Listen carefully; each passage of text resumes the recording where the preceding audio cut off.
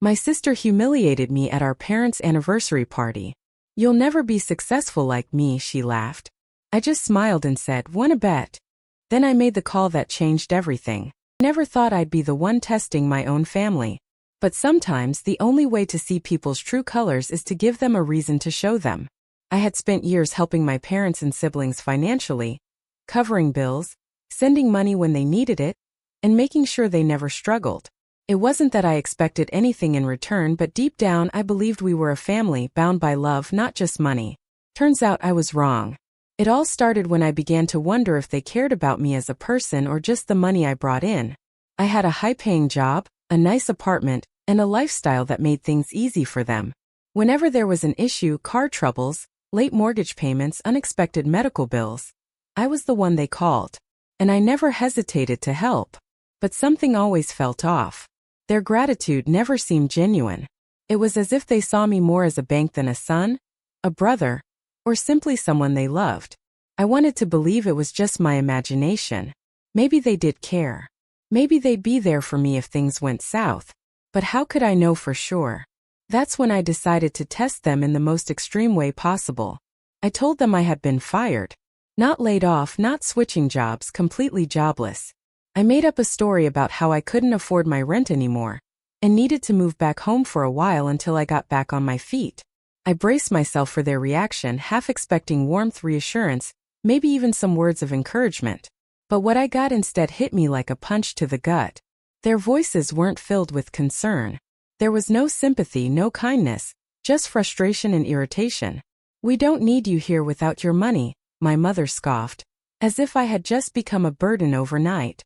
My father barely looked up from his phone. My siblings exchanged uncomfortable glances, as if they wanted to speak but knew better.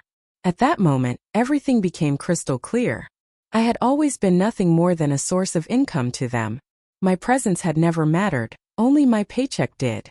And now that I supposedly had nothing to offer, they were more than willing to throw me away. I took a deep breath, trying to steady myself, but my mind was racing. Should I confront them? Should I tell them this was all a test? Or should I just walk away, finally seeing them for who they really were? I had my answer.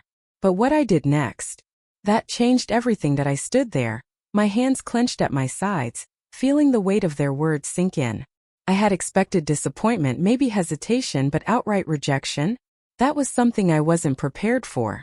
My mother didn't even look guilty as she crossed her arms and sighed, as if I had just inconvenienced her entire life. My father still hadn't said a word, staring at the TV like I hadn't just dropped life-changing news. And my siblings? They looked anywhere but at me. "So what are you gonna do now?" my younger sister finally muttered, shifting uncomfortably in her seat. It wasn't concern, it was curiosity, almost as if she was watching a reality show unfold in front of her. I forced a small, bitter smile. I guess I was hoping to stay here for a while, just until I get back on my feet. My mother scoffed. "And then what? Sit around all day waiting for another job to magically appear? That's not how life works. You've been successful all these years, but if you can't handle failure, maybe you weren't as smart as we thought." Her words stung, but more than that, they confirmed everything I had feared. This wasn't a family that supported each other. It was a transaction. And now that I had nothing to offer, I was useless to them. I swallowed the lump in my throat and turned to my father. "Dad?" I asked, searching his face for something, anything, that might show he still saw me as his son.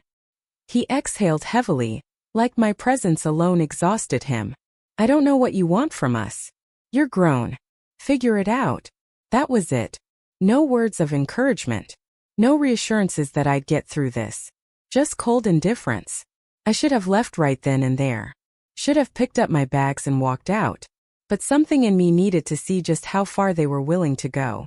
I had spent years making sacrifices for them, paid for my sister's college tuition, helped my brother start his business, covered the mortgage when my parents fell behind. And now they couldn't even spare me a couch to sleep on? I sat down at the dining table, acting as if I hadn't just been dismissed. "I don't have anywhere else to go," I lied. "I've been applying to jobs, but nothing's working out." My mother pursed her lips, clearly irritated that I wasn't taking the hint. "We just don't have the space," she said, waving a hand dismissively. I looked around. The house hadn't changed since I was a kid. It wasn't small, not by any means. My old room was still there, untouched, filled with things I had left behind. My brother's room had even been converted into a guest room, a space they never used. But suddenly there was no space for me? What about the guest room? I asked, watching her reaction carefully. She stiffened. We use that for storage now. It was a lie. A bad one. I turned to my sister. I could crash in your room for a few nights. She snorted, shaking her head. Yeah, no. I need my privacy. Every excuse they gave me was weak, but the message was clear. They wanted me gone. Not because they couldn't help me, but because they didn't want to.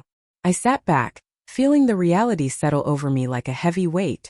If the situation had been reversed, if my mother had lost her job, if my father had nowhere else to go, if my siblings had needed a place to stay, I wouldn't have hesitated to take them in. I would have made space. I would have made it work. But they didn't even want to try. I let the silence stretch, watching them grow more uncomfortable by the second. They wanted me to leave, but they were too cowardly to say it outright. Then my mother sighed, rubbing her temples. Look, she said, her voice softer now, as if she had decided to switch tactics. We're just not in a position to help you right now. Things are tight for us too, you know. Tight? They weren't struggling. Not even close. My father had a steady job, my mother had just taken a vacation with her friends, and my brother was constantly buying new gadgets. Tight was an excuse people used when they didn't want to share. I forced a nod. I get it, I said, standing up slowly. I don't want to be a burden. Relief washed over their faces instantly. But before I go, I continued, my voice steady. I just have one question. My mother sighed again, already impatient. What is it? If I still had my job, I said, meeting her eyes, and if I was still paying for things like I used to, would you have let me stay? The room fell into silence. My sister shifted uncomfortably again. My brother glanced at my mother, waiting to see what she'd say. And my father, he still didn't look at me. I already knew the answer. I had known it before I even asked. But hearing them hesitate, seeing them struggle to come up with a lie good enough to cover their greed, it hurt in a way I wasn't sure I could ever recover from. Finally, my mother spoke. That's not fair, she said, avoiding my gaze. I gave a small, humorless laugh. Yeah, I muttered. I guess it isn't. I picked up my bag and walked toward the door. No one stopped me. No one asked where I was going. No one even said goodbye. As I stepped outside, the cold air hit me like a slap to the face. I had come here searching for the truth, and now that I had it, I wasn't sure what to do with it. All I knew was that I had spent years giving to people who wouldn't lift a finger for me. And now that I had nothing left to give, they had no use for me. I didn't have a plan. I didn't know what my next move was. But one thing was clear. I was done trying to prove my worth to people who only saw me as a wallet. And this was the last time they would ever hear from me. I walked down the driveway, my footsteps slow and heavy. The house behind me, the one I had spent my childhood in, the one I had helped keep from falling apart with my money, felt like a stranger's home now. I had thought leaving would feel like a choice, like I was taking back control. But as I stepped onto the sidewalk, I realized it wasn't a choice at all. I had never belonged there, not really. I was useful to them once and now I wasn't. That was all it took for them to shut the door on me. I kept walking, my mind racing with 100 different thoughts. I had just proven what I had feared for years, that my family saw me as nothing more than a source of income. But what was I supposed to do with that knowledge? Confront them? Cut them off? Or just accept that this was the way things had always been, and I had only now opened my eyes to it? I pulled out my phone and scrolled through my contacts, looking for someone, anyone, I could call. But the more I stared at the names, the more I realized how empty my support system really was. I had spent so much time taking care of others that I had never built real relationships for myself. My coworkers had been friendly, sure, but they weren't close enough to help me in a situation like this. My old college friends had drifted away over the years, and the people I did talk to regularly, most of them were just family members who needed something from me. I didn't have anyone. The realization hit me harder than I expected. I had been so focused on proving my family's true intentions that I hadn't stopped to think about what came next. I had assumed I'd have a place to land after this, But now, with nowhere to go and no one to turn to, I felt more alone than ever. I took a deep breath and forced myself to think rationally. I still had savings, I wasn't completely broke. I just needed to figure out where I was going to stay for the next few weeks while I figured things out. A cheap motel? A short-term rental? None of it sounded great, but it was better than standing out here in the cold with nowhere to go. Just as I was about to book a motel room, my phone buzzed. A message from my sister. "Where are you staying tonight?" I stared at the screen, debating whether to respond. Was she actually concerned? Or was she just fishing for information? I decided to keep it vague. Figuring it out. A few minutes passed before she responded again. "I feel bad about earlier. Mom and Dad were harsh, but you kind of put them in a weird spot. You should have warned them first." I let out a short laugh, shaking my head. A weird spot? I had given them everything for years, and the moment I needed something in return, they had shut me out. And now it was my fault for putting them in an uncomfortable position? I debated whether to call her out on it, but I knew it wouldn't make a difference. They had their own version of reality, and in that version I was the one being unreasonable. Instead, I just typed back, "Got it?" I stuffed my phone into my pocket and kept walking. Hours passed, and I finally settled into a dingy motel on the outskirts of town. The room smelled like stale air, and the bed creaked when I sat on it, but at least I had a roof over my head. As I lay back staring at the water-stained ceiling, I couldn't shake the thought that kept circling in my mind. Had they always been like this, or had I just refused to see it? The more I thought about it, the more memories surfaced. Little things I had brushed off over the years. The way my mom's voice always sounded a little too excited when I mentioned a bonus at work. How my dad never called me unless he needed help with something. How my siblings only ever reached out when they wanted money or favors. It had always been there. I had just convinced myself it didn't matter. I sighed and turned over, my mind refusing to let me sleep. Tomorrow I needed a plan. Not just for where I was going to stay long-term, but for what came next. My family had made one thing clear. They didn't want me around if I had nothing to offer them. So maybe it was time to stop offering anything at all. The next morning, I woke up to a series of missed calls from my brother. My stomach twisted as I stared at the screen. He never called unless he needed something. Against my better judgment, I called him back. "Hey," he said, his voice unusually upbeat. "Where are you?" I hesitated. "Why?" There was a brief pause. "I just wanted to check in. You left kind of fast yesterday." I almost laughed at the absurdity of it. Now he cared? After saying nothing while our parents told me I wasn't welcome? "I'm fine," I said flatly. "Just figuring things out." Cool, he said quickly. Then, just as I expected, he added, "So, listen, I was thinking, since you're not working right now, do you think you could help me with something? I've been trying to get this new project off the ground, and you've always been good with finances. Maybe you could help me find investors." Unbelievable. I let out a slow breath, gripping the phone tighter. "You do realize I don't have a job, right?" "Yeah, but you still know people. And you're good at this stuff." I clenched my jaw. After everything that had happened, after they had made it clear I wasn't worth anything to them without money, he still had the nerve to ask me for a favor. I closed my eyes for a second, then spoke as calmly as I could. "No, I can't help you." He scoffed. "Wow, so you're just gonna turn your back on family now?" I almost dropped the phone. The hypocrisy was too much. I had given them everything for years, and now, the one time I needed something, I was the one turning my back? "I have to go," I said, my voice cold. "Don't call me again." I hung up before he could respond, my hands shaking. It was in that moment that I knew. This wasn't just a bad night. It wasn't just a misunderstanding. My family had shown me exactly who they were. And for the first time in my life, I was ready to listen. I sat there, staring at the phone screen for a long time after hanging up on my brother.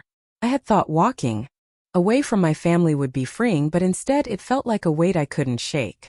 Every text, every call, every interaction with them, no matter how small, had been centered around what I could do for them. I had been a resource, an extension of their financial comfort, and now that I wasn't useful, it was like I had ceased to exist. The truth stung in a way I wasn't prepared for. For the first time in years, I felt truly alone.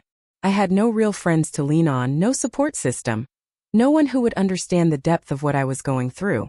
I had been so focused on being everything for everyone else that I had neglected my own well-being. Days passed in the same routine. I woke up in the motel room, the same cheap place I had checked into that first night. I had enough savings to survive for a while longer, but it wasn't enough to make me feel secure. I could go back to my old job if they'd take me, but that wouldn't fix anything. Not really. It wouldn't fill the hole in my chest where my family used to be. As the days turned into a week, I found myself becoming more and more isolated.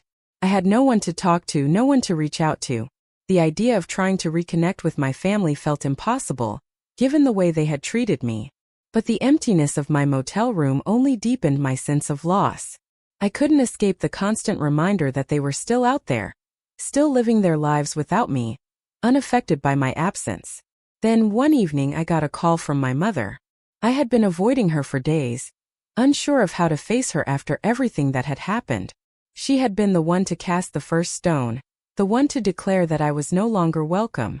But as I stared at her name flashing on the screen, I couldn't help but wonder if there was something I still needed to hear. I hesitated, then answered. "Hello." Her voice was tight, almost cautious. "I've been thinking about what happened and I think we need to talk." I could hear the hesitation in her words, the way she was carefully choosing her next sentence. It was as if she was trying to find a way to undo the damage she had done, but it was too late. "Talk," I repeated, my voice flat. "About what?" "I just want to know how you're doing." I didn't realize things had gotten so bad between us. I let out a bitter laugh, not bothering to hide the frustration in my voice. "You didn't realize? You and Dad shut me out the moment I told you I wasn't working anymore. You didn't care about me, only what I could give you. That's the truth, isn't it?" There was a long silence on the other end. I could practically hear her scrambling for an explanation, but there was nothing she could say that would change the way I felt. "You're being unreasonable," she finally said, her voice strained. "We were just trying to keep things normal. We didn't know how to deal with your situation." My situation? I couldn't believe she was still trying to make this about me. It was her and Dad who had turned their backs on me when I needed them the most. "I didn't expect you to throw me a party," I said coldly. "But a little support wouldn't have killed you." Another long pause. This time I could hear the shakiness in her voice. "You don't understand. We have our own problems. You're not the only one struggling." I felt a pang of guilt for a second, but I pushed it away.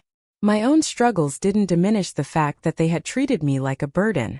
"Mom," I said, my voice low but firm. "I can't keep pretending everything's fine when it's not. This isn't just about money. It's about respect. And if you can't see that, then I don't think we have anything left to talk about." I hung up before she could say anything else, my chest tight with the weight of the conversation. I didn't feel relieved, though. I felt like I was standing on the edge of something, staring into a void I couldn't quite reach. The distance between us had never felt wider, and yet I knew that somehow I was the one who had to take the first step. But what did that even look like? What was the right move when you had already been pushed aside by the people you loved? The next few days were a blur of uncertainty. I still had the motel room, but I couldn't bring myself to stay there much longer. The isolation was suffocating, and the weight of my family's indifference was crushing.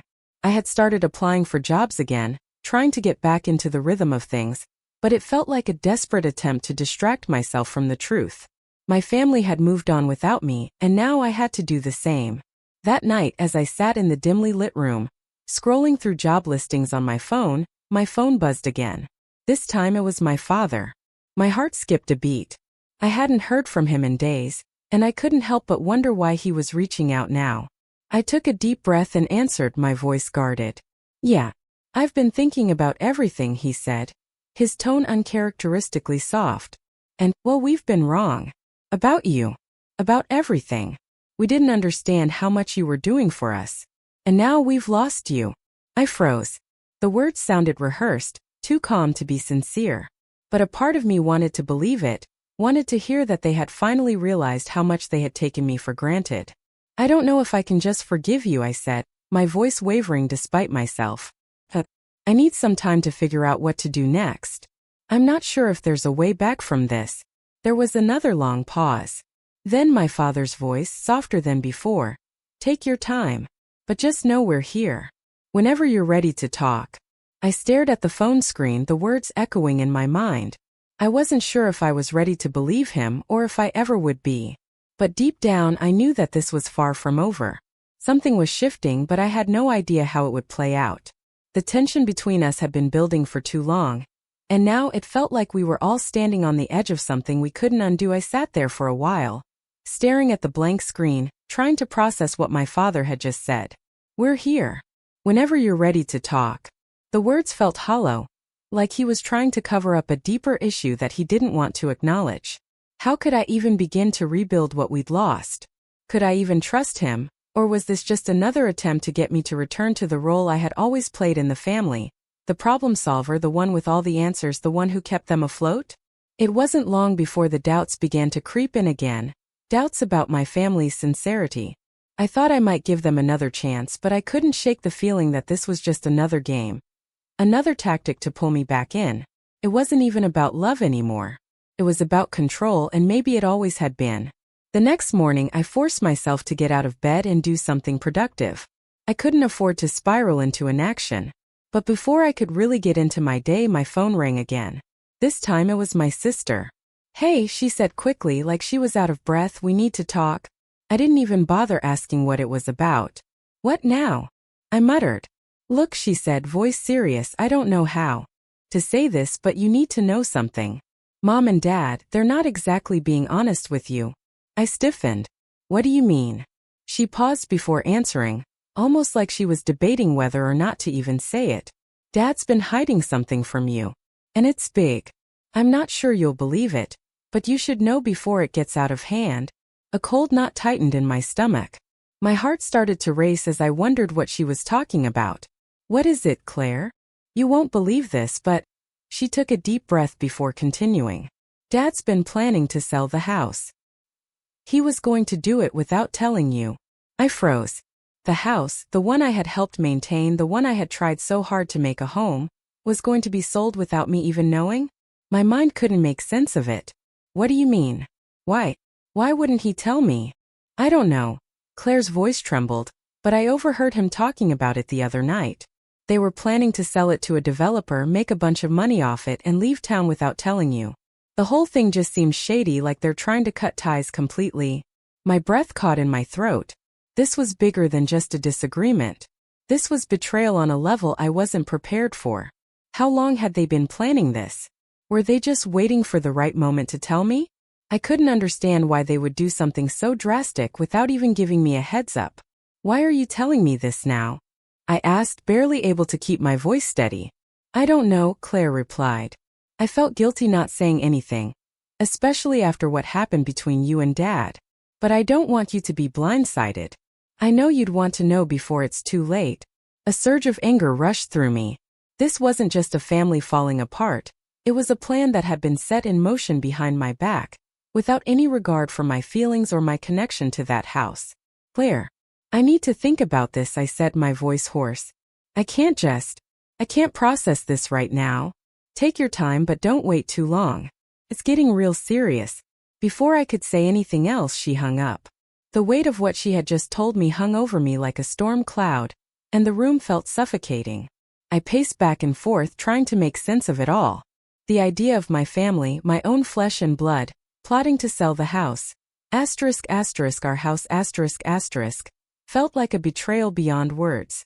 I had always been there for them, always showed up when they needed me.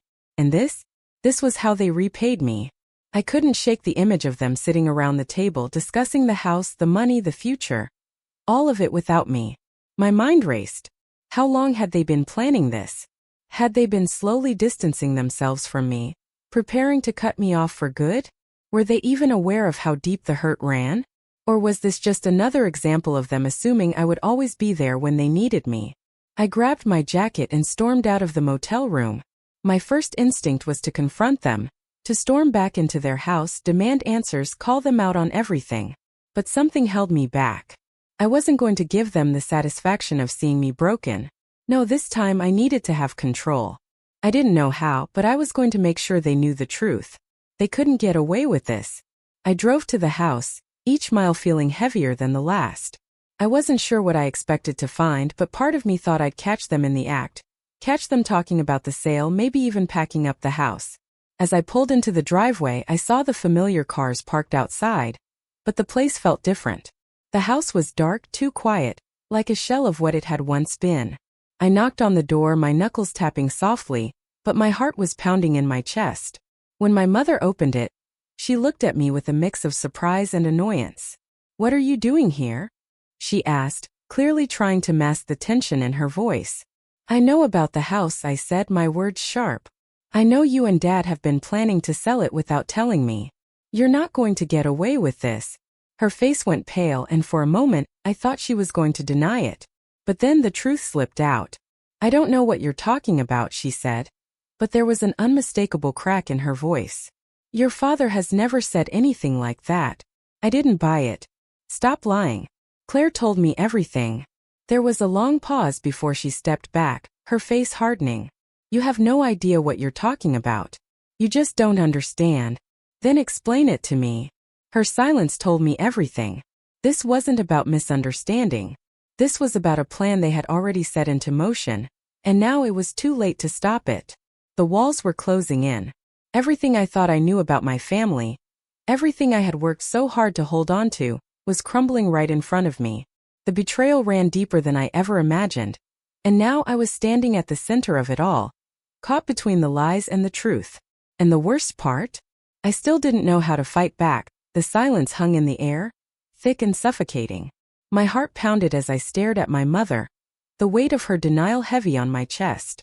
I had come here expecting answers, wanting to confront the betrayal head-on, but now all I had was this cold, impenetrable wall of silence. The tension between us was palpable.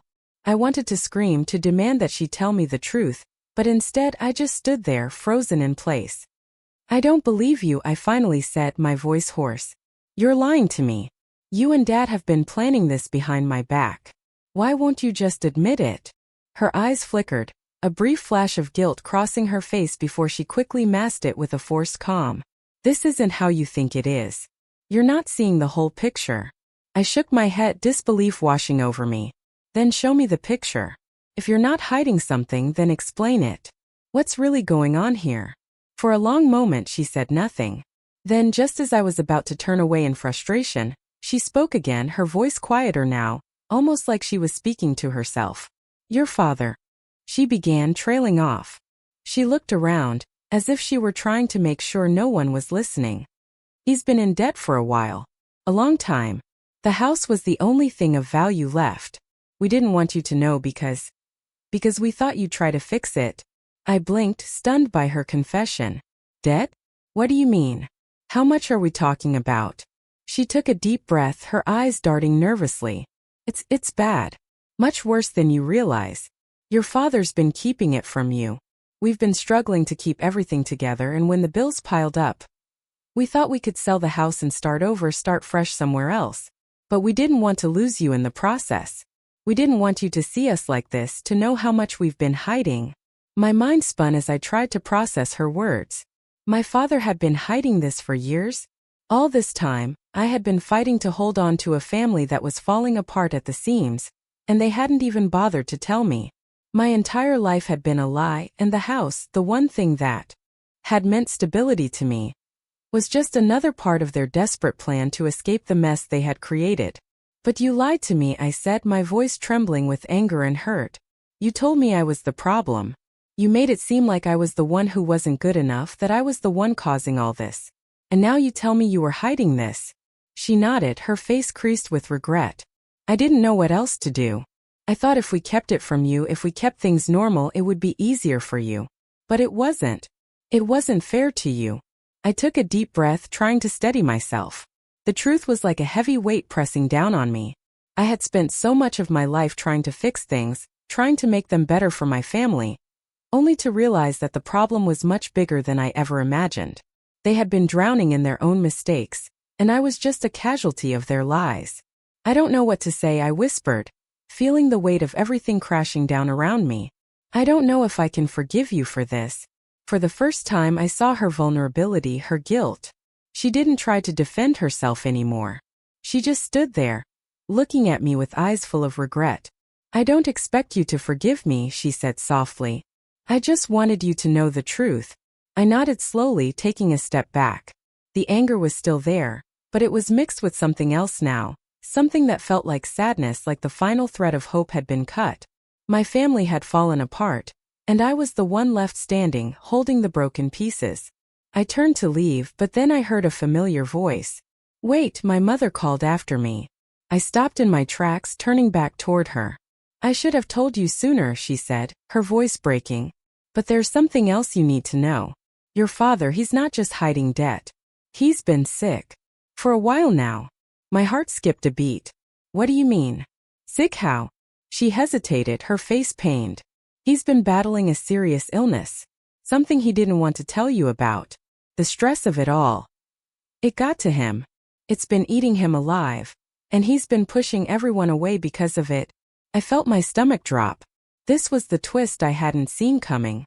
All the anger, all the resentment I had been holding on to suddenly seemed trivial in the face of my father's health crisis. It didn't excuse the lies, but it gave me a new perspective on everything. "Why didn't you tell me this before?" I asked, my voice quiet now, as if the shock of the situation was settling in. She sighed, tears welling up in her eyes. "Because we didn't want to burden you. We didn't want you to see him like this. We thought it would be easier for everyone if we just pretended everything was fine." The truth hit me hard like a punch to the gut. All these years I had been so angry, so focused on what I had lost, that I hadn't seen what was happening right in front of me. My father's illness, his struggles, had been overshadowed by my own pain. But now, as I stood there facing my mother, I realized that it wasn't just about the house. It wasn't just about the money or the lies. It was about the people I loved, who were struggling in ways I couldn't even comprehend. I didn't know what the future held for us, for me and my family. I didn't know if I could forgive them for everything they had kept from me. But one thing was clear. This was far from over. There were still too many unanswered questions, too many layers to this story that I hadn't uncovered yet. As I walked away from the house, I couldn't help but feel the weight of the unknown pressing down on me. The truth had come out, but there was still so much more to discover. What would happen next? Would I ever be able to rebuild my relationship with my family? Or was this the final chapter in a story that had already been written? I didn't have the answers. But for the first time in a long time, I realized that maybe it wasn't about the answers at all. Maybe it was about the journey, the choices we made, and how we dealt with the consequences. And as I walked away, I realized that the hardest part was just beginning. As I walked away from the house, my mind was a whirl of emotions. The truth about my father's illness, the family's financial struggles, and the house being sold were all too much to process. The anger, the hurt, the betrayal. They all seemed to fade into the background as I tried to make sense of it all. My family had kept so much from me, but now there were pieces of a puzzle falling into place. It wasn't easy to forgive them for everything, but I knew that forgiveness didn't always come in the way I expected. It was a journey, one that had only just begun. I spent the next few days in a fog trying to figure out what to do. Should I confront my father about his illness? Should I reach out to my mother and try to rebuild the broken trust between us? There were so many questions, and for once I didn't have all the answers. But I knew one thing. I couldn't stay in the place I had been before. I couldn't pretend that everything was fine or that I didn't care. I had to face what had happened and what was still happening in my family. It was my sister Claire who reached out to me next. I had been avoiding her for a while, unsure of how to talk to her after everything that had unfolded, but she insisted on meeting. When we sat down together at a small cafe, I could see the concern in her eyes, but there was also a hint of relief. She had been holding on to this secret for so long, and now the weight of it was finally being lifted. "I don't know what to say, but I'm sorry," Claire began. "I didn't want to be the one to tell you, but I couldn't watch you go through all of this without knowing the truth. Mom and Dad, they didn't mean to hurt you." I looked at her, trying to understand her perspective. I knew she had been caught in the middle of everything too. "I know," I said softly. I didn't expect any of this. I didn't know what they were going through." She nodded, her eyes filled with empathy. "None of us did. Dad didn't want anyone to know. He thought he could handle it on his own, but it just got worse." I sat back, letting her words sink in. It was hard to accept, But I could see now how everything had spiraled out of control. My father had been fighting a battle he never let anyone see. And now the damage had been done not just to him but to all of us. But there was still a chance to fix things, to rebuild. So what now? I asked, the uncertainty still hanging in the air. Claire paused for a moment, her fingers tracing the rim of her coffee cup. We take it one step at a time. I know things have been broken for a long time, but that doesn't mean they're beyond repair. You don't have to fix everything all at once. We all have to start somewhere. I nodded, feeling a sense of clarity I hadn't had before. She was right.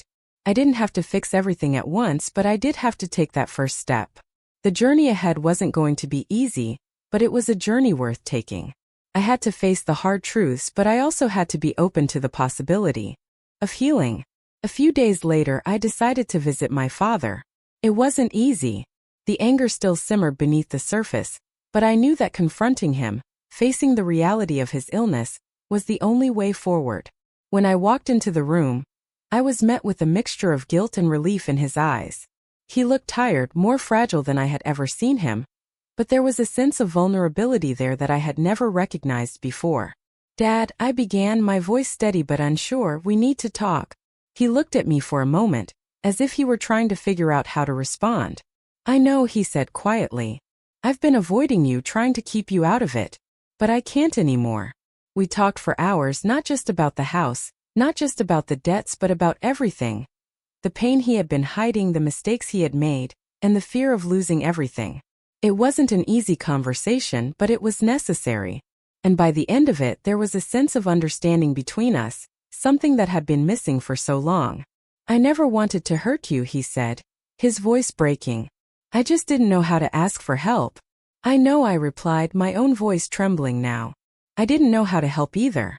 But maybe we can figure it out together." And for the first time in years, I felt a glimmer of hope. It wasn't going to be easy, and it wasn't going to be quick, but it was a start. My father was still sick, and the road ahead would be long, but at least we could face it together. The house wasn't just a building. It was a symbol of the family we had once been, the family we could still be. And if we were going to rebuild, it had to start with the truth. Over the next few weeks, things slowly started to shift.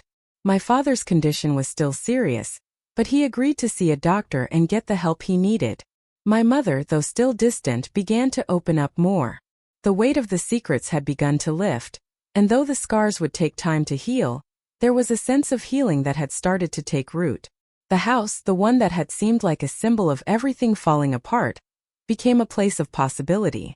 My family wasn't perfect and we had a long way to go, but we were no longer hiding from each other. We were facing the truth, and that was something we had never done before. Looking back, I realized that the most important thing I had learned was the value of honesty and vulnerability. It wasn't easy to face the truth, and it wasn't easy to admit when things were broken. But in doing so, we created the space for healing, for growth, and for the possibility of something better. My family may not have been perfect, but we were mine, and that was enough. As I stood in the doorway of the house, looking at the family I had once feared I would lose forever, I realized that sometimes the most difficult parts of life aren't the ones that break us. They're the ones that make us stronger. The road ahead wasn't clear, but I wasn't walking it alone. And that made all the difference.